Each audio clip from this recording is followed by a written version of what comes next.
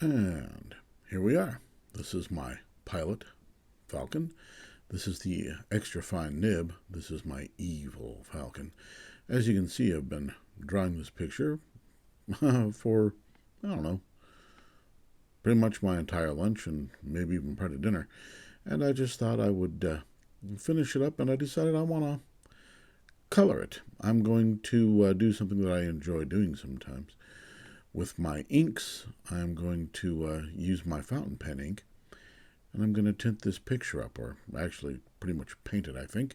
We'll see how it comes out when I get there. Now, I am running extra fast here. I'm trying to move this along in fast motion so that it's not too terribly boring while I fill in all the little things that I just want to kind of touch up along the waterfront down here in front, and maybe some of the buildings here along the old engine works here, and get in some detail on the port. So again, my evil Falcon is done. So we shall cap that up, and let's take a look at the pens I want to color this with. First, we have this Diamine Blue Velvet in this red Prefounte pen by Platinum. Then we have this Visconti Sepia in a yellow demonstrator compass by Sailor, and the J. Herbin Perle Noire in another clear pen, which is also a Sailor compass. I have my water brush. Doesn't have a lot of water in it, but we should probably be able to get through this. And here we go. So back into high speed, and we will take the Blue Velvet ink. Now, the Blue Velvet ink, it doesn't have a lot of stay. It's a really nice color, and I like using the Blue Velvet. The Blue Velvet is a very pretty blue to write with. But unfortunately, it is not very water resistant. And fortunately, it's not very water resistant, because I'm going to use it here to do some tinting on the waterfront down here and up in the sky. And I'm putting it on kind of thick right here because as it dries, it comes up with these nice purples and other colors. There's a little violet in there, and it goes from a nice turquoise to a wonderfully dark blue. And I love to use it in the skies. At first, I was trying to use my Elysium blue that I have, Noodler's Elysium, but it's a little too fair colored. And in fact, one of the colors that I really enjoy using to push with water is the Diatramentis hyacinth. The hyacinth is a nice blue. It's kind of like blue velvet, but it doesn't have the same overtones of pink. And as this dries, you'll be able to see some of those nice violets and blues come out of this ink. It's a really pretty ink to push this way. But as you can see, even though the lines have been down for a while, they're not really dry. But I can pretty much scrub them completely out. This is a vellum surface paper. This is a Canson vellum paper. And I like this vellum paper. It works really well with my Evil Falcon pen.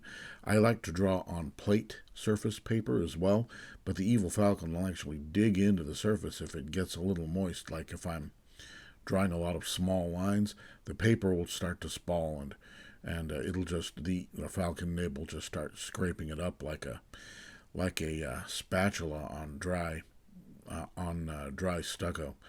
So it is a bit of a problem using the Evil Falcon. That's one of the reasons why I bought the Medium Falcon, was because I wanted to be able to write. And the Medium Falcon nib is wonderfully smooth, and the broad nib is just as smooth, but it just lays down a nice wide line. And it's really nice to be able to have this trio of Falcon pens to be able to draw larger images on my plate surface paper. That way I can do the majority of the drawing with the medium, do a lot of outlining with the broad, and then go in for the fine detail and hash lines and things like that with the extra fine Falcon. Now we're going to change ink to the Perle Noire, and the Perle Noire is not really that pushable. You've got to get to it right away with the water, otherwise it'll leave marks. It'll leave a ghost image, which is what you want when you're writing a document. You want it to leave a ghost image. But when we're trying to pretend that it's watercolor, you don't really want that to happen. So usually what I will do with the Perle Noire is I will wet the area that I want to use that Perle Noire on, and then I'll go in and write. Like right here, I did not put in enough water, and we're going to be able to see those dots. They're not going to wash out. They're not going to be able to completely dissolve away, because the Perle Noire will leave a decent shadow on paper. Now, one of the inks that I have, a black ink that I have, is my Mont Blanc Mystery Black, and it works really well for this kind of thing because it moves very easily for doing this kind of ink pushing, of tinting. But it has a bit of an odd purpley cast. It's a very, very dark purple, and you can see this Perle Noire has some pinks in it, and maybe a little bit of fuchsia in it, but for the most part, it's more of a blue, like a Payne's gray, that it'll become. It's got more blues as its base, dark. So when I push it around with water, it gives me a better color, even though it is a little harder to work with, as opposed to the Mystery Black, the Mont Blanc Mystery Black, which moves really well. In fact, I can practically make it disappear. It doesn't leave much of a shadow at all. So it's kind of funny. These are things that I have discovered as I've had various ink samples. And when the ink samples get low, I do these kinds of pictures that I draw that I paint with the ink.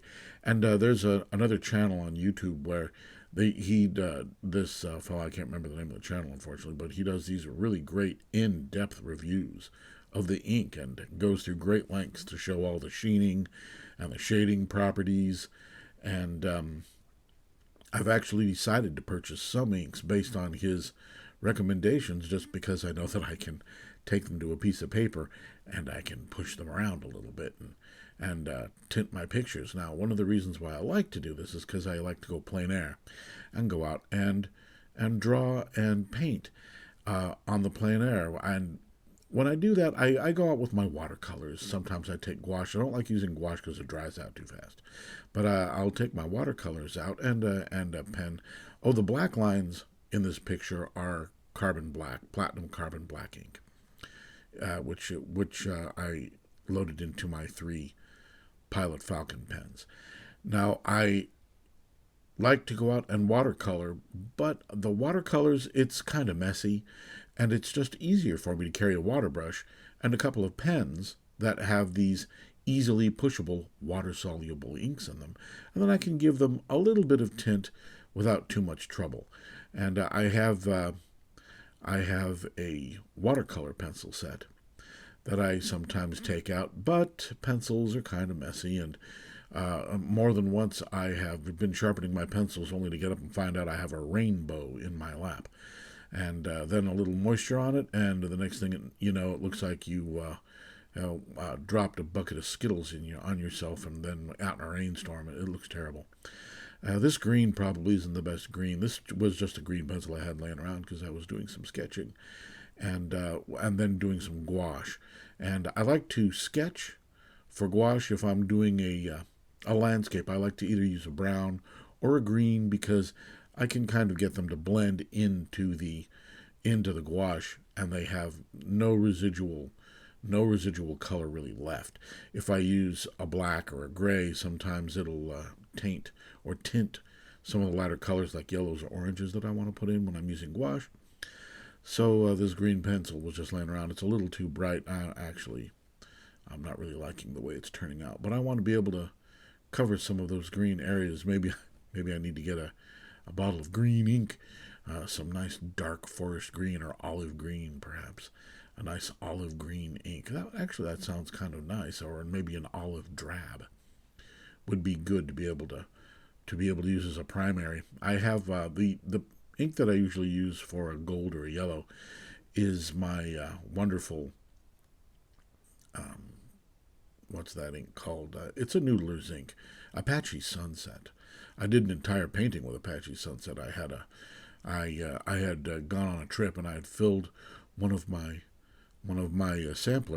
old sampler vials with Apache Sunset. When I came home, I just left it sitting in a drawer for almost a year. And I thought, I should use this. So I made a video and I made a nice little Apache Sunset painting. And it came out kind of nice. It was nice. Apache Sunset is a great ink. Of course, I'm not using it here.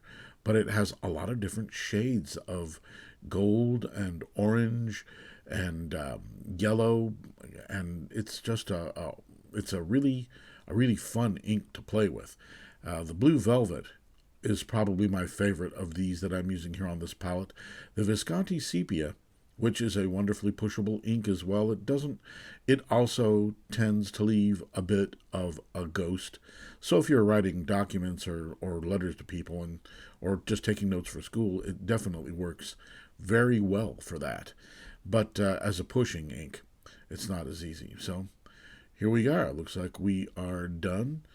So let's look back at the inks. This is the Visconti, and then the wonderful Blue Velvet and the Perle Noire. These are the three inks that we use here today, along with my green pencil, a watercolor pencil, and we're going to sign this with the evil Pilot Falcon.